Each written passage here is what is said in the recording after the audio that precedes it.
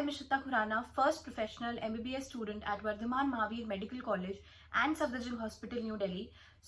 बहुत ही सारे एस्पिरेंट्स को ऑर्गेनिक केमिस्ट्री में बहुत प्रॉब्लम आती है, या फिर ऐसा लगता है कि इतने सारे रिएक्शंस हैं, हम याद कैसे करें, हमसे क्वेश्चन सॉल्व नहीं होते हैं। तो ऐसा सबका जो भी सोल्यूशन होना चाहिए और लास्ट मोमेंट पे, लास्ट डेज में आप कैसे ऑर्गेनिक केमिस्ट्री को एफिशिएंटली आप रिवाइज करो और कैसे आप उसके अंदर अपना स्कोर बढ़ा सकते हो। तो पहले तो आपको ये जानना जरूरी है कि ऑर्गेनिक केमिस्ट्री कैसा सब्जेक्ट है जिसके अंदर आप काफी ज्यादा अपना स्कोर लास्ट टाइम पे खींच सकते हो। तो आज इस वीडियो में हम इसी बारे में बात करेंगे, और साथ में मैंने एक हैंडबुक बनाई थी ऑर्गेनिक केमिस्ट्री के लिए, 12th वाले सारे चैप्टर्स के लिए एक हैंडबुक टाइप खुद बनाई थी मैंने। ये भी मैं आपको आज दिखाऊंगी ये कैसे इसमें बनाई थी और मैंने इसमें क्या क्या ऐड किया था, तो ये सब मैं आपको बताऊंगी। तो सबसे पहले ना ऑर्गेनिक केमिस्ट्री के लिए एक चीज बहुत जरूरी है, अगर आप वो कर लोगे तो आपकी ऑलमोस्ट 50-60% ऑर्गेनिक केमिस्ट्री कंप्लीट हो जाएगी।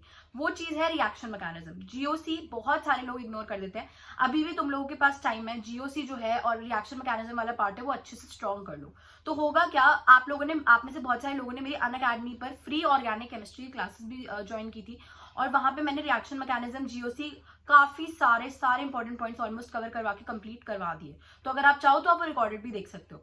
तो उसके साथ साथ मैंने रिएक्शन मैकेनिज्म के हैंड रिटन नोट्स अपने Telegram channel Ishita for you पे भी डाल दिए हैं। मैं चाहूं तो मैं आपको 200 पेज 300 पेज के पूरे कंप्लीट नोट्स दे देती, लेकिन मैं ये बात समझती हूँ कि लास्ट की एक महीने में 300 नए पेज पढ़ना बहुत ज्यादा मुश्किल हो जाएगा। तो इसलिए मैंने वो पॉइंट्स जो मैंने आपको क्लासेस में एक्सप्लेन भी किए हैं उसी से रिलेटेड सारे नोट्स दिए हैं, जिससे कि अगर आपको कोई डाउट आए तो आप वो क्लास में रेफर कर लो और आपका कंप्लीट हो जाए।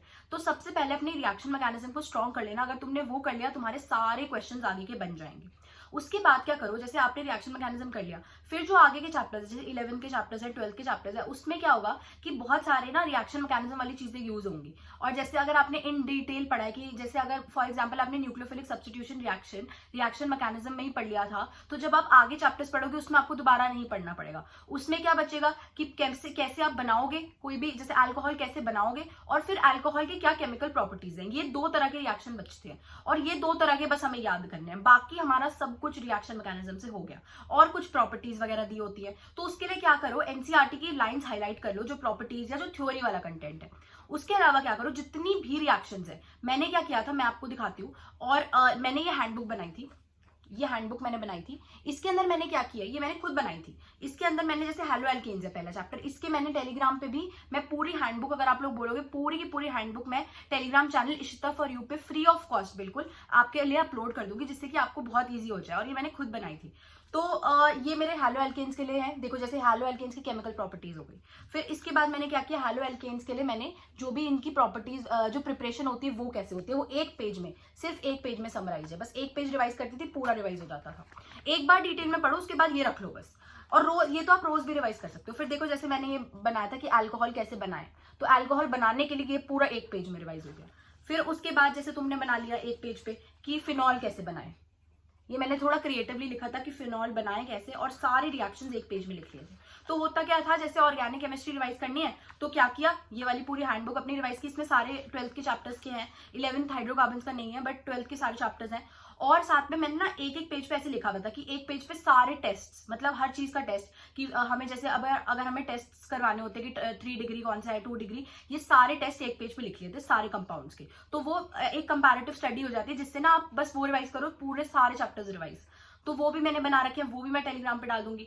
और जैसे ऑक्सीडेशन रिएक्शन सबके एक जगह लिख लिए। तो इससे पता क्या होता है, इससे ना सिलेबस आप कम कर लेते हो अपने आप। जैसे हम क्या करते हैं, हम चीजों को कॉम्प्लिकेट कर देते हैं, हमें सिंप्लीफाई करना है।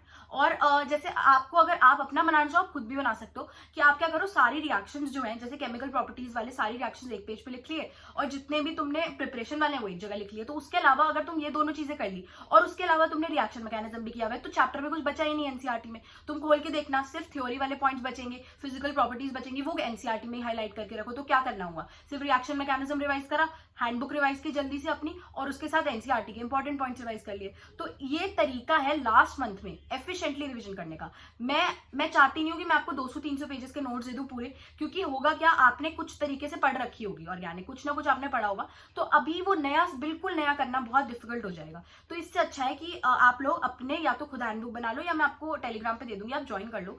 इशिता फॉर यू मेरा चैनल है, वहां पे मैं सब कुछ अपलोड कर दूंगी। और ऑर्गेनिक केमिस्ट्री यार रेगुलर रिविजन से होगी। मैंने आपको जो टारगेट दिए हैं उसमें भी मैंने ऑर्गेनिक केमिस्ट्री को अलग रखा है, रोज आधे से 1 घंटा आपको रिवाइज करनी ही पड़ेगी अगर आपकी वीक है तो ये तरीका है ऑर्गेनिक केमिस्ट्री करने का। और क्वेश्चन सॉल्विंग, क्वेश्चन आप सिर्फ पीवाईक्यूज सॉल्व करो, इस टाइम पे फालतू के क्वेश्चन मत करो, पीवाईक्यूज करो, या जो मॉक टेस्ट दे रहे हो ना उसके क्वेश्चन अच्छे से हो जाएंगे तुम्हारे। तो पीवाईक्यूज बिल्कुल अच्छे से कर लेना, क्योंकि पीवाईक्यूज अच्छे आते हैं ऑर्गेनिक केमिस्ट्री में, तो उनसे तुम्हारी कॉन्सेप्ट बिल्डिंग होगी। चाहे 2 बार करने पड़े, चाहे तुम और क्वेश्चन छोड़ के पीवाईक्यूज ही 2 बार कर लो, लेकिन पीवाईक्यूज को अच्छे से फोकस करना। तो जब तुम अगर ये सब कर लोगे, पीवाईक्यूज कर लिए तुमने, सारे रिएक्शन मैकेनिज्म स्ट्रॉन्ग कर लिया, आइसोमेरिज्म कर लिया, ये सब छोटे छोटे टॉपिक्स कवर कर लिए, आराम से तुम्हारे ऑर्गेनिक में नंबर आ जाएंगे।